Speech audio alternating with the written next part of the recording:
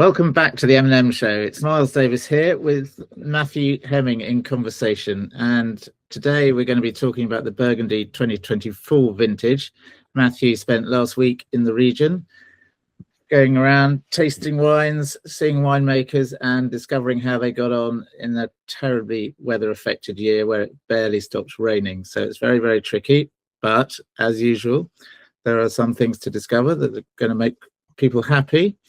So maybe just to start with, Matthew, a quick overview of the vintage.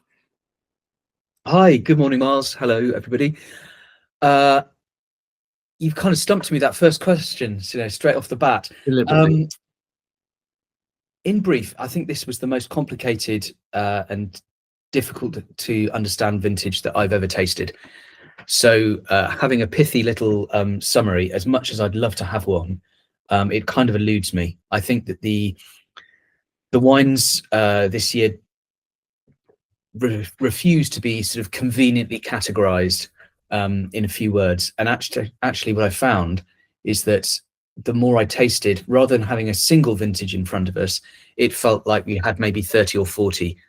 And I think the reason is just that there was so many different ways people addressed the challenges of the season, of the weather. You've ended up with a very diverse vintage that doesn't really want to be put in a box. Fair enough. Yes, obviously you've written your report now, so that the longer version of this conversation will be there to read, and that was the first sort of takeaway I took from it. And obviously it's not really so much about microclimates; it was just more about how the wine growers reacted.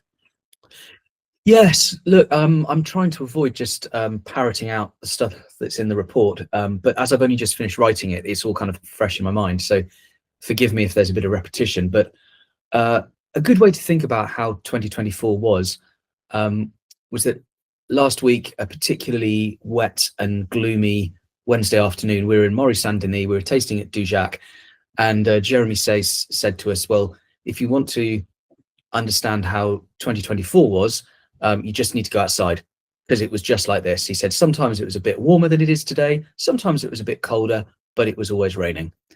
And the amount of precipitation they had to deal with was quite tremendous. I think it was certainly for some people maybe 4 times an average year's rainfall. And obviously crop numbers were absolutely decimated. There's, we all know it's going to be a tiny crop, and I imagine tasting en primeur wines is going to be more important than ever before. Yes, but maybe harder than ever before, because there's so little wine. Some domains weren't receiving anybody through to taste them. My understanding, I'm tongue-tied this morning, understanding was that Rousseau didn't take any visitors to taste 24s, for example. So I think the number of properties prepared to take en primeur samples and ship them to London for the regular tastings is probably going to be a bit diminished this year.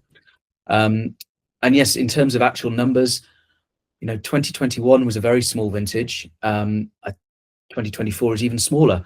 Some people have to go back as far as 2003 to find a smaller vintage, or even back to sort of the disaster years of the 1970s. It's a bit of a throwback vintage in that respect. A couple of examples would be Thibault Léger-Belair in Nuits Saint-Georges. He lost about 90% of his entire crop overall. In Chablis, we spoke to the guys at William Febvre Didier, and his yields ranged from about 2.5 hectolitres per hectare up to 8.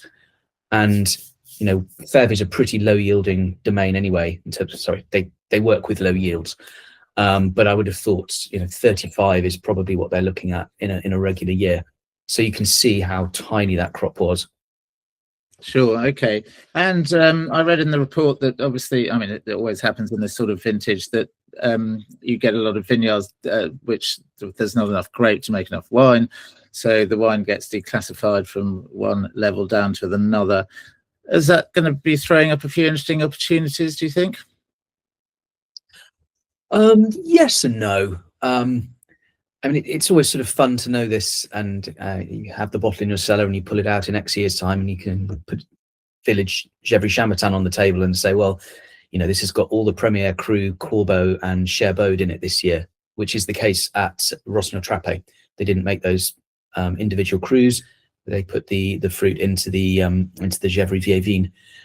At the same time, they didn't make those wines because there's so little fruit. So how much impact it's necessarily going to have on the cru where it eventually finds itself remains to be seen. It happened at Udelobaye. I just use this example because I know that they only were able to pick 4 cagettes of fruit from their Premier Cru Bornique. So it went into the Chambord Vieillevin. And I think at this point you better just quickly tell us what a cagette is. Oh, sure. It's the little baskets they use to put the grapes in when the pickers are out working. But the point is, what impact is 4 cagettes actually going to have on? I think he maybe made 8 barrels of that wine. Sure. Okay. Well, I think we'll leave it there. Thank you very much for your time, Matthew. Not at all.